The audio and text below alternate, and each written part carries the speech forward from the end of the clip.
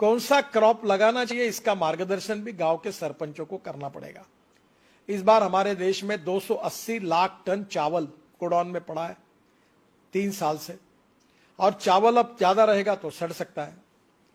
क्या आज हमारे देश में चावल इतना ज्यादा है कि पूरे वर्ल्ड को हम चावल दे सकते हैं? वी आर चावल सरप्लस। चीनी, शक्कर, इतनी हालत खराब है कि वर्ल्ड में इंटरनेशनल मार्केट में चीनी का भाव 22 रुपए किलो है, हमारे देश में 34 रुपए किलो है, और हम 10 रुपए किलो सब्सिडी देकर पिछले साल में हमने 60 लाख टन चीनी एक्सपोर्ट की और 6,000 करोड़ की सब्सिडी दी। तीसरी बात, गेहूं सरप्लस है, मक्का सरप्लस है। 1700 रुपए एमएसपी जो मक्के की थी वो भाव अब 1000 और 1100 रुपए पे आया है। क्या क्रॉप पैटर्न हम बदल सकते हैं? हमारे देश में 80 से 90 हजार करोड़ का एडिबल ऑयल हम इंपोर्ट करते हैं, पर आज दुर्भाग्यवश हमारे देश में फल्ली का तेल हो, जवस का तेल हो, सरसों का तेल हो, करड़ी का तेल हो, सोयाबीन का तेल हो, आज कम है। तो क्या पर एकड़ प्रोडक्टिविटी बढ़ाकर हम इसको कर सकते हैं क्या? सब संभव है। मैं नागपुर में, हमारे ऑरेंजेस होते हैं और मुझे बहुत इच्छा थी कि नागपुर के ऑरेंजेस एक्सपोर्ट हो। मुझे स्वीडन जाना था, तो यहाँ राहुल ठाकरे करके, सिद्धरराव ठाकरे करके बहुत बड़े नेता थे कांग्रेस के, अभी भी है, उनका लड़का था, बहुत अच्छा काम करता है। मैंने कहा मुझे 2 बैग भर के आप संतरे दो। मैं दुबई गया और दुबई के लोगों को मैंने सबको, मेरा अच्छा दुबई में संबंध था, तो बुलाया चाय के लिए और सबको संतरे दिए। अब हमको 6 कंटेनर हमारे बेचे गए और अभी 100 कंटेनर का ऑर्डर मिलेगा और 32 रुपए किलो संतरे का भाव मिल रहा है, जबकि यहां हमको 12 रुपए 15 रुपए भी नहीं मिल पा रहा। हमारे यहां सब्जियां हम एक्सपोर्ट कर सकते हैं। हमारे यहां क्रॉप पैटर्न को बदलना, और यह बात बहुत महत्वपूर्ण है, और विश्वनाथ कराड़ जी को मैं अनुरोध करूंगा कि आप थोड़ा सा, जैसे ये विश्व शांति और ये सब बातें फिलोसॉफी की बिल्कुल सही है, पर हमारे गांव में किसान आत्महत्या कर रहे। विश्वनाथ जी, क्या हम किसानों को सुधार सकते हैं? तो मेरा दावा है कि जब तक किसान पेट्रोल डीजल नहीं उगाएगा तब तक किसान सुखी नहीं होगा। हमने इथेनॉल लाया, जो गन्ने के जूस से इथेनॉल बनता है, गन्ने मोलाइसिस से बनता है। अभी तो हमने शुगर के बजाय इथेनॉल में कन्वर्शन किया। 1600 करोड़ लीटर हमको इथेनॉल चाहिए, अभी हम 550 करोड़ तक ही पहुंचे हैं। और अभी पूना के प्रांत वालों ने और रिसर्च किया कि डीजल में 10% डालेंगे तो और लगेगा। और मैंने और तय ये किया है कि ट्रांसपोर्ट मंत्री होने के नाते इथेनॉल पर चलने वाली बजाज ने बाइक तैयार की है, टीवीएस ने तैयार की है, वो भी लॉन्च कर दी है। क्या हमारे गांव का जवान लड़का अपने गांव में चावल से, मक्के से, गन्ने से तैयार हुए फ्यूल पर अपनी गाड़ी, अपनी स्कूटर अगर चलाएगा तो इंडियन ऑयल और भारत पेट्रोलियम के पंपों की कोई जरूरत नहीं है।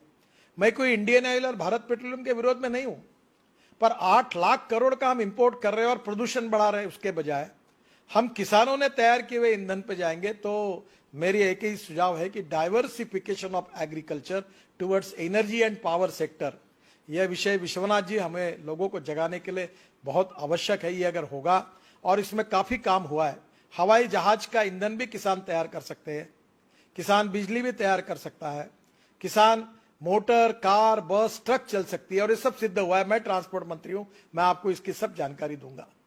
तो गांव इससे भी समृद्ध और संपन्न बनेंगे। और सबसे इंपॉर्टेंट चीज है कि गांव में अच्छी शिक्षा मिलनी चाहिए।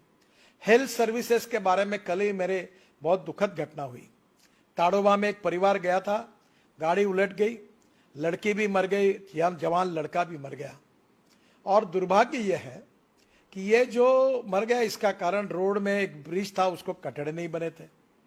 अब प्रश्न ऐसा है कि हमारे गांव में हमारी लोगों की सुरक्षा करना, गांवों में हमें लोगों को आर्थिक दृष्टि से रोजगार देना, किसानों की खेती को इकोनॉमिक वायबल करना, इसके लिए ऑर्गेनिक फार्मिंग का भी प्रयोग हुआ है।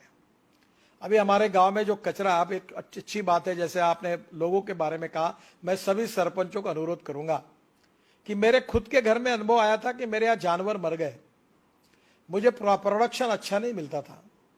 तो ये जो गायकवाड़ है, बीबीजी वाले पूना में, ये एक बार आए और उन्होंने मुझे कहा कि आप पानी टेस्ट करो। तो उनके साइंटिस्ट है और मेरे कुएं का पानी टेस्ट किया तो ध्यान में आया कि उसमें बहुत हार्ड वाटर है। फिर मैंने सॉफ्टनर लगाया और जमीन को भी सॉइल हेल्थ कार्ड और पानी का टेस्टिंग, हर किसान ने करना चाहिए। इसमें हम लोग सरपंच ने जिम्मेदारी लेनी चाहिए कि मेरे गांव में एक भी किसान ऐसा नहीं रहेगा जिसका सॉइल हेल्थ कार्ड होगा और पानी टेस्टिंग होगा। अगर ये दो बातें की तो हमारा उत्पादन बढ़ जाएगा। और इसलिए ये दो बातें करने के बाद आपके जमीन में एनपीके में नाइट्रोजन, फास्फोरस, पोटेश में क्या कम ज्यादा है वो खाद डालिए। जो आता वो खाद केमिकल फर्टिलाइजर डालता है। अभी ये प्रयोग हुआ कि जिनके खेत में ऑर्गेनिक कार्बन 0.80 के ऊपर है उनको 100 टन गन्ना हुआ, और जिनके खेत में ऑर्गेनिक कार्बन जो है ये 0.20, 0.25 30 से 40 टन, 25 टन गन्ना हुआ। ऑर्गेनिक कार्बन इंपॉर्टेंट है, और ऑर्गेनिक कार्बन जो आता है वो बायो फर्टिलाइजर से आता है, सेंद्रीय खतों से आता है।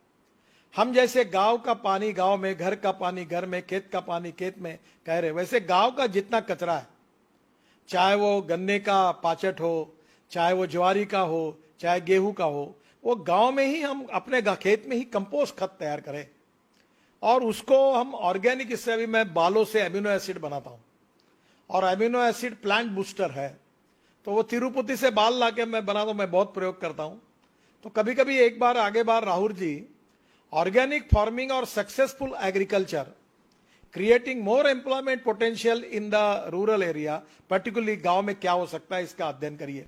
अभी जैसा मैं खादी ग्रामोद्योग का मंत्री हूं, हनी, अभी मनोज जी वहां है, हाई एटीट्यूड के हनी की कीमत 6,000 रुपए किलो है, और खादी ग्रामोद्योग से हम हनी के लिए पेटियां दे रहे हैं, और जहां हनी इकट्ठा होता है वो क्रॉप का प्रोडक्शन 25% बढ़ता है।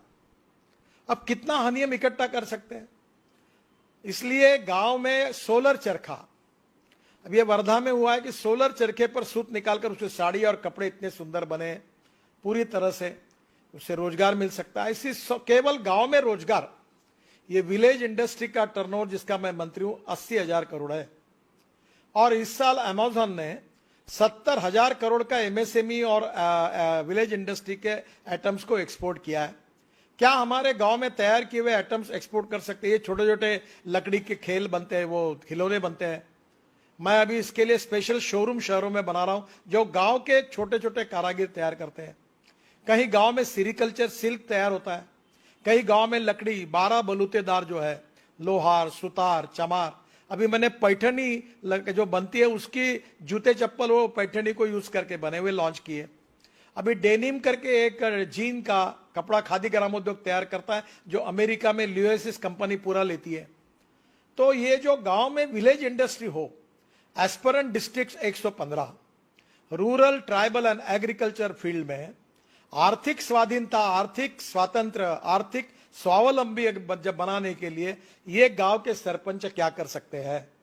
To save money is to earn money. There are lot of technology which are available, raw material is available. गांव की स्ट्रेंथ क्या है, वीकनेस है, कौन सा रॉ मटेरियल अवेलेबल है, उसके आधार पर किसानों की इकोनॉमिक्स को हम कैसे बदले और गांव को समृद्ध संपन्न कैसे बनाए, उनकी परचेसिंग पावर कैसे बढ़ाए, उसके बिना आत्मनिर्भर भारत नहीं बन सकता। और सरपंच ये लीडर है, ही इज ए कैटलिस्ट।